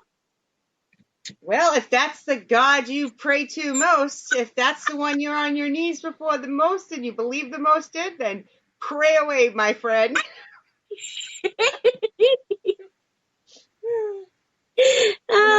I once said on a show, if you believe that a thumbtack is God, and you really believe it, then pray to that. It's whatever your belief is. It sets your intent. Yep, exactly. Because people have asked me why I don't bring crystals or that type stuff with me. And stuff. Right. Because I'm not sure how they work. I'm not sure if I believe in them. I don't not believe in them, but my intent. I don't believe enough where I think it's going to help me. I think you have to really believe in something. So, I told Kelly one time on a show, and she still came back to be a host. She decided to be a host after this conversation. I'm like, if I believe in my pillow, the pillow is going to help me more than, so. Well, and that's true. That's very true, because you're putting all of your energy and all of your intent behind it. Yeah. So why wouldn't it? So if I don't believe in something, why am I going to pray to it, or why am I going to hold it for protection? Because if I don't believe, then it's not setting my intent. It's not going to help me. Exactly. So. Exactly. Yeah, you gotta be able to put your faith and your belief into what you're doing. Yeah. So I know I say it funny to get people's attention, but I really mean it. Hey, Darren, that's not nice to say about me. No, just kidding.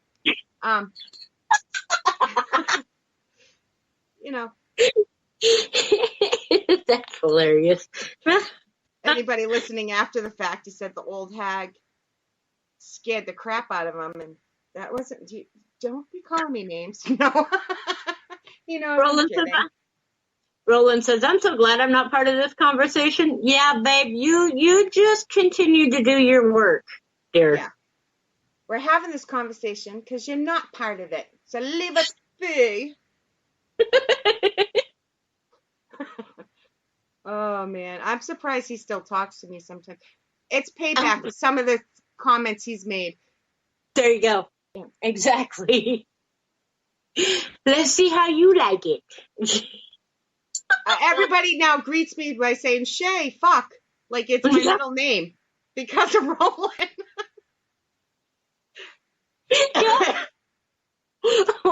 And especially if you hit our live. That's what I mean. Yeah. Yep. You step into the room and it's like, oh, Shay's here. Fuck. Okay. It's like a race to see. We're going to have to start giving prizes away or something soon, man, to see who can say it the fastest. Right. It's hard for women, and I'm going to say in the paranormal, but it's hard for a lot of women left, but it's hard for women in the paranormal because if you're too friendly, you're a flirt or a whore. If you're too straight and narrow, you're conceited and uptight. If you're, if you have to, there's no happy medium. Then you're a bitch. Yeah, there is no happy medium. None. Nope. And I know guys don't always have it great either, but I can't speak to that. I'm not a guy. I can just tell you what I experience as a woman in the paranormal. Right. And I myself, I guess I feel pretty lucky that I really haven't run into that. But by the same token, here, where I'm at in Northwest Iowa, there's not a lot of people that will open up about the paranormal. Yeah. Everybody tells me, oh, there's more people than you think. But they're not coming forward. They're I don't know if they're afraid to have somebody think they're crazy, because if they are, they're barking up the wrong tree, because if people haven't figured out, I've already lost it. Right. I've lost it before it's into the paranormal. Yeah, right? You know? But, yeah, no, here it's not, at least in my town and where I'm at, it's not talked about a whole lot. In my direct town, it isn't too much either. There's a lot around me, and a lot spread out, but, And, that's kind of one of the reasons why we're doing what we're doing, is to get that out there and get the paranormal out there and get people to see that it's not, you're not crazy. Things like that happen, and there are people that will believe you. The more dialogues that are done, the more talks you have, the more positive attention that is brought to the paranormal benefits everybody. Exactly. Agreed. Yep. I strongly believe that. Definitely agree with that. Hello, you are live with Shay's Shit Show. Yay! Yay! Here we go. I'm adding Cynthia back now. Hi, everybody. They're all putting in their orders, so. Yeah, well, see, I still have to go. I still have to figure out what to get for food. Yeah. I'm thinking McDonald's, but, greasy, carcinogenic, heart-rendering, disease-filled burgers made by 5-year-olds who just got out of high school kind of scares me. Okay. That's funny. But then again, I can go to Arby's, who are, created by semi-college kids who aren't majoring in anything, that are pretty upset because they can't play video games. That's not safe. Or I can go to Burger King, which is probably run by some drug cartel Asian guys who are selling kangaroo meat, so I don't know. Okay, so we're taking over this. Woohoo! We are taking over the show. It is the Raven Rose Hour. Welcome. Oh Lord. With our special guest Cynthia, who is the witch of all witches, and the Grand Warlock. I can't say Grand Warlock. I can't say Warlock because that's like a clan thing, isn't it? Or no, that's Grand Dragon. Warlock means Warlock. But what is the definition of Warlock, anyways? Isn't Warlock the actual word Warlock? Doesn't that mean Oathbreaker? I think so. I think Warlock is Oathbreaker. I believe that's what it is. I don't know how it. I still don't understand the association between Warlock and witches. Other than it's a class level in Dungeons and Dragons that, Right. So, because I thought witches referred to anybody. Witches was, omnigender, so it made no reference to any gender. It is. Because normally, even if you're a male, it's a witch. You're a witch. So then is there a druid and druidess, or are they all druids? They're all druids. Okay, so there's no gender on that one. Now, in voodooism, though, there is gender, isn't it? Well, yeah, you have a priest and a priestess, or if you're doing that, you have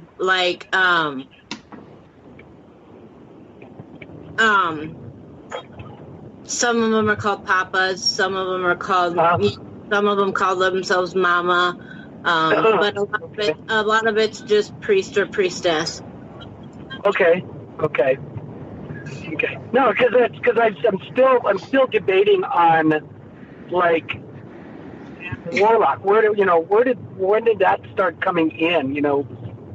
Because it doesn't make sense how a witch and Warlock, because if you're an Oathbreaker, then that means you've broken the witch's creed. Therefore, you have no association with the witch. I don't know, Shay. What do you think? Okay. Yeah.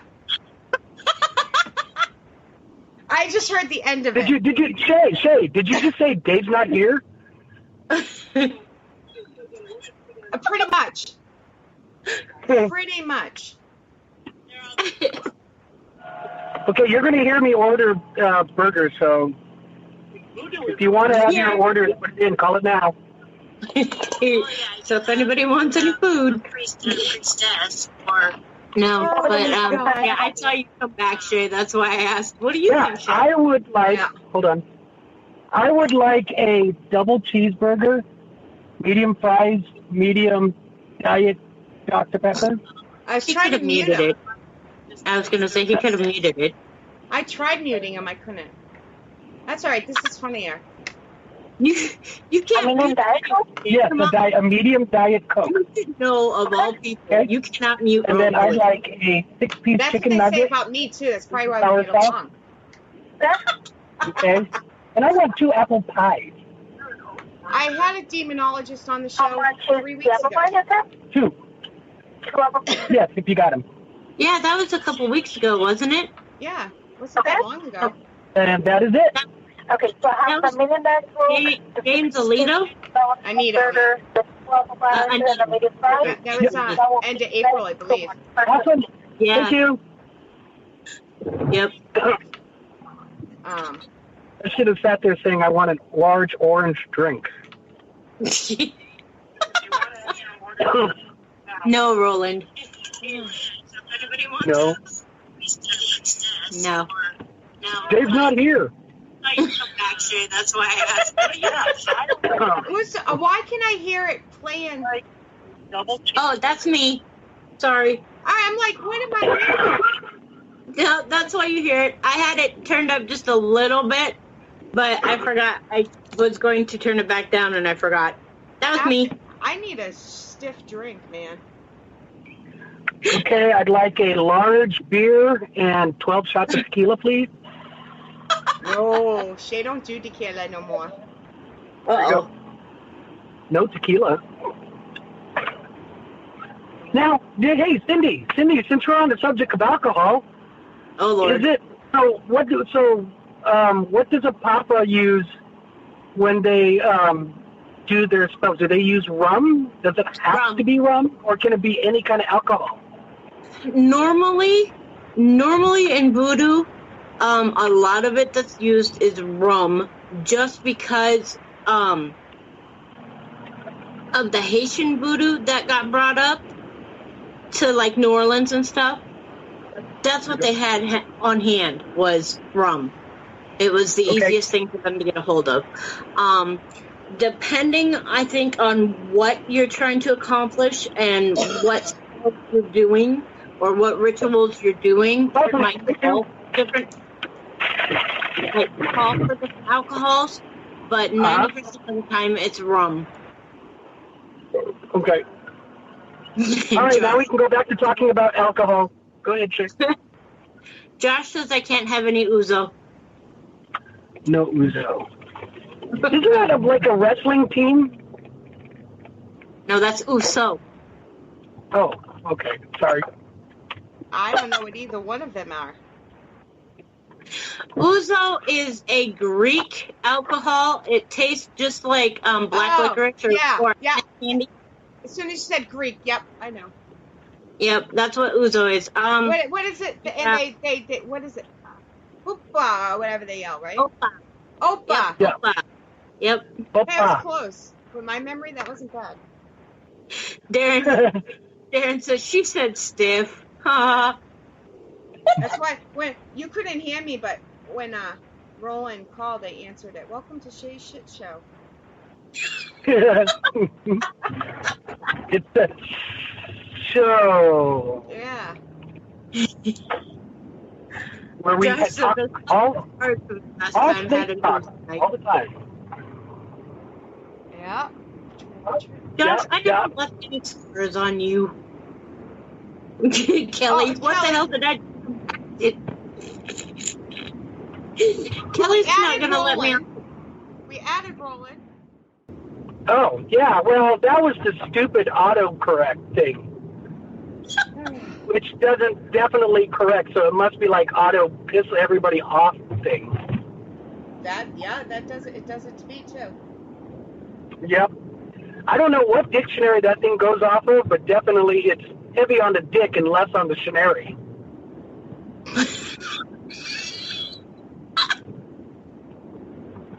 Oh my God! What I don't.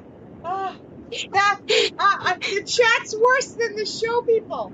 Oh, I know, right? I don't even know what to say. I'm sorry. Well, this is going to be like the last time you'll have us on the show, right? I'm assuming. Sadly, probably not.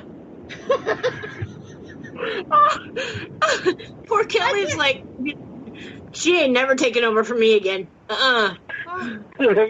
She might never come back. Oh my God. I can't even repeat the stuff that is being said in chat. Yeah, I'm looking at that now. Oh my God. The good news is we only have 4 minutes left of the show, so the FCC can't find us too much more. Oh God. That was not a challenge, Roland. No, I don't think I have enough F-bombs to get you pulled off yet. But I think if we work together as a team, para-unity, we can do it. Yeah, right? We just call it F-bomb unity. Yep, there you go. Oh. Exactly.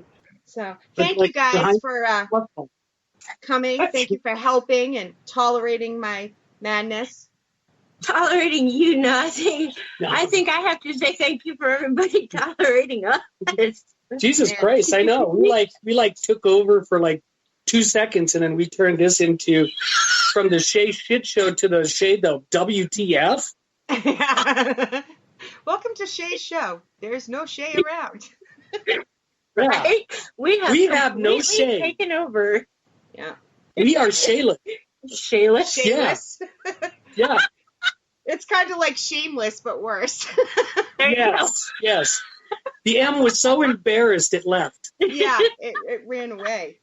I'm going to do some shout-outs here real quick while I'm going to try to. Let's see how far it goes back. Thank you to everybody that's listening, and everybody's alive. Can't control live radio, but when you have good people on the air with you, they cover your ass. So we at least try. Yeah, you did. All right, guys. Check out Raven Rose on Facebook, Instagram, and YouTube. Raven Rose Paranormal. Sometimes they're this crazy on their own. Sometimes they're serious, just like me. So, any last words, real quick here before I have to go face. Well, thank you. Just want to say thank you for having us on. Definitely like and share all of these shows. We have a time with you all the time, Shay. We have a great time with Kelly. Anytime you're on our show, we're on your show. We always have fun. Yeah. So I enjoy it. What'd he say? What'd you say? He dropped the F-bomb again. No, because it's the last word, but now since it's not the last word, He's just being a brat. Now you should see the look of disappointment in his face, guys, that wasn't the last word. You are married. You should know you don't get the last word. Right? I know. I'm around the of last year. You notice I'm moving the schedule further and further back. Soon it will be the witches before time. Fuck.